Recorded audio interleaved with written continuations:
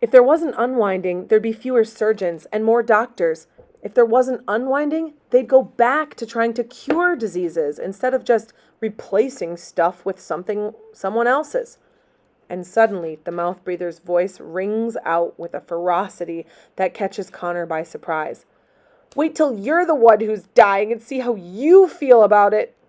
I'd rather die than get a piece of an unwind, Connor yells back.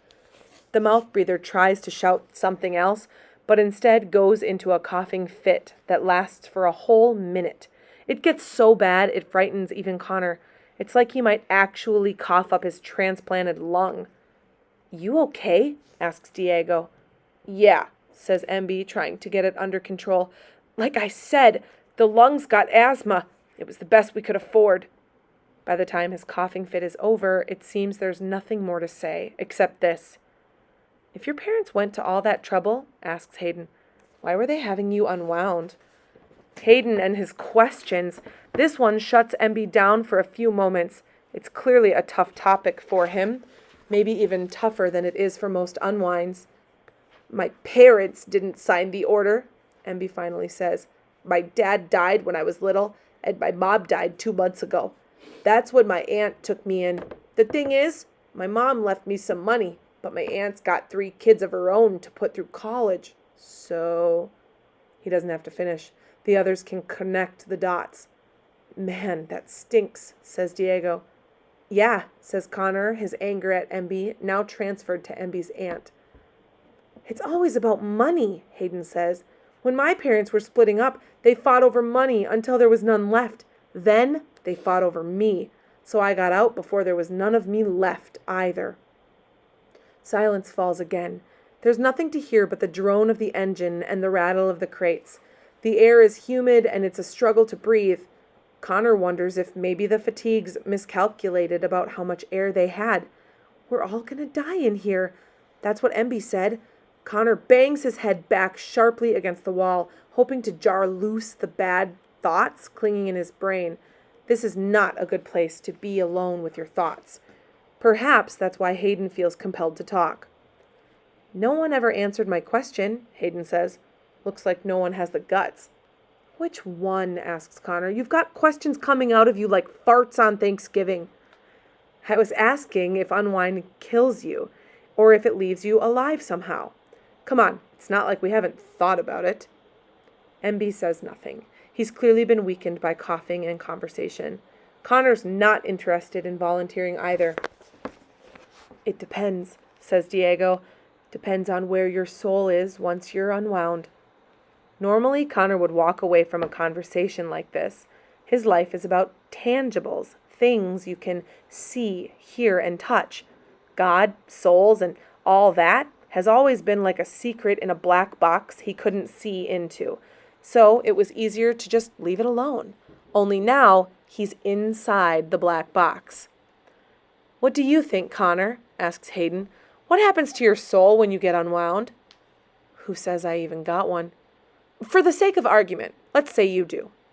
Who says I want an argument? Híjole, just give him an answer, man, or he won't leave you alone. Connor squirms, but can't squirm his way out of the box. How should I know what happens to it? Maybe it gets all broken up like the rest of us into a bunch of little pieces. But a soul isn't like that, says Diego. It's indivisible. If it's indivisible, says Hayden, maybe an unwind spirit stretches out, kind of like a giant balloon between all those parts of us in other places. Very poetic. Hayden might find poetry in it, but to Connor, the thought is terrifying. He tries to imagine himself stretched so thin and so wide that he can reach around the world. He imagines his spirit like a web strung between the 1,000 recipients of his hands, his eyes, the fragments of his brain. None of it under his control anymore, all absorbed by the bodies and wills of others. Could consciousness exist like that? He thinks about the trucker who performed a card trick for him with an unwind's hand. Did the boy who once owned the hand still feel the satisfaction of performing the trick? Was his spirit still inexplicably whole, even though his flesh had been shuffled like the deck of cards, or was he shredded beyond all hope of awareness, beyond heaven, hell, or anything eternal. Whether or not souls exist, Connor doesn't know. But consciousness does exist. That's something he knows for sure. If every part of an unwind is still alive, then that consciousness has to go somewhere, doesn't it? He silently curses Hayden for making him think about it, but Hayden isn't done yet. "Here's a little brain clot for you," says Hayden. "I knew this girl back home. There was something about her that made you want to listen to the things she had to say. I don't know whether she was really well-centered or just psychotic. She believed that if someone actually gets unwound, when they never had a soul to begin with, she said God must know who's going to be unwound, and he doesn't give them souls." Diego grunts his disapproval. "I don't like the sound of that." "This girl had it all worked out in her head," continued Hayden. "She believed unwinds are like the unborn." "Wait a second," says MB, finally breaking his silence. "The unborn have souls. They have souls from the moment they get made, the law says." Connor doesn't want to get into it again with MB, but he can't help himself. "Just because the law says it, that doesn't make it true."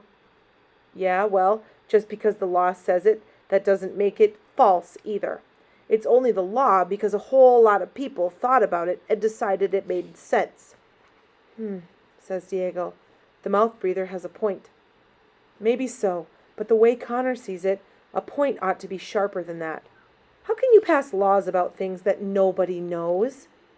"They do it all the time," says Hayden. "That's what law is. Educated guesses at right and wrong." "And what the law says is fine with me," says MB. "But if it weren't for the law, would you still believe it?" asks Hayden. "Share with us a personal opinion, MB. Prove there's more than snot in that cranium of yours." "You're wasting your time," says Connor. "There's not." "Give our congested friend a chance," says Hayden. They wait. The sound of the engine changes. Connor can feel them begin a slow descent and wonders if the others can feel it too. Then MB says, "Unborn babies. They suck their thumbs sometimes, right? And they kick. Maybe before that, they're just like a bunch of cells or something. But once they kick and suck their thumbs, that's when they've got a soul." "Good for you," says Hayden. "An opinion. I knew you could do it." Connor's head begins to spin. Was it the plane's banking or a lack of oxygen? "Connor, fair is fair. MB found an opinion somewhere in his questionable gray matter. Now you have to give yours." Connor sighs, not having the strength to fight anymore. He thinks about the baby he and Risa so briefly shared. If there's such a thing as a soul, and I'm not saying that there is, then it comes when a baby's born into the world. Before that, it's just part of the mother. "No, it's not," says MB. "Hey, he wanted my opinion, I gave it. But it's wrong. You see, Hayden? You see what you started?" "Yes," Hayden says excitedly. "It looks like we're about to have our own little Heartland war. Pity it's too dark for us to watch it." "If you want my opinion, you're both wrong," says Diego. "The way I see it, it's got nothing to do with all of that. It has to do with love." "Uh-oh," says Hayden. "Diego's getting romantic. I'm moving to the other end of the crate." "No, I'm serious. A person don't get a soul until that person is loved. If a mother loves her baby, wants her baby, it's got a soul from the moment she knows it's there. The moment you're loved, that's when you get your soul. Punto." "Yeah?" says Connor.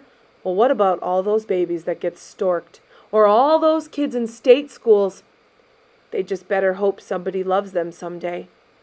Connor snorts dismissively, but in spite of himself, he can't dismiss it entirely, any more than he can dismiss the other things he's heard today. He thinks about his parents. Did they ever love him? Certainly they did when he was little, and just because they stopped, it didn't mean his soul was stolen away, although sometimes to admit it felt like it was, or at least part of it died when his parents signed the order. "Diego, that's really sweet," Hayden says in his best mocking voice. "Maybe you should write greeting cards." "Maybe I should write them on your face." Hayden just laughs. You always poke fun at other people's opinions, says Connor. So how come you never give your own? Yeah, says Emby. You're always playing people for your own entertainment. Now it's your turn. Entertain us. Yeah, says Emby. So tell us, says Connor, in the world according to Hayden, when do we start to live? A long silence from Hayden, and then he says quietly, uneasily, I don't know. Emby razzes him. That's not an answer. But Connor reaches out and grabs Emby's arm to shut him up, because Emby's wrong. Even though Connor can't see Hayden's face, he can hear the truth of it in his voice. There was no hint of evasion in Hayden's words. This was raw honesty, void of Hayden's usual flip attitude. It was perhaps the first truly honest thing Connor had ever heard him say. Yes, it is an answer, Connor says. Maybe it's the best answer of all. If more people could admit they really don't know, maybe there never would have been a Heartland War. There's a mechanical jolt beneath them. Emby gasps. Landing gear, says Connor. Oh, right. In a few minutes they'll be there, wherever there is. Connor tries to guess how long they've been in the air. 90 minutes, 2 hours. There's no telling what direction they've been flying. They could be touching down anywhere. Or maybe Emby was right. Maybe it's piloted by remote control and they're just ditching the whole plane in the ocean to get rid of the evidence. Or what if it's worse than that? What if it's a harvest cap after all? Says Emby. Connor doesn't tell him to shut up this time because he's thinking the same thing. It's Diego who answers him. If it is, then I want my fingers to go to a sculptor so he can use them to craft something that will last forever. They all think about that. Hayden is the next to speak. If I'm unwound, says Hayden, I want my eyes to go to a photographer, one who shoots supermodels. That's what I want these eyes to see. My lips will go to a rock star, says Connor. These legs are definitely going to Olympics. My ears to an orchestra conductor. My stomach to a food critic. My biceps to a bodybuilder. I wouldn't wish my sinuses on anybody. And they're all laughing as the plane touches down.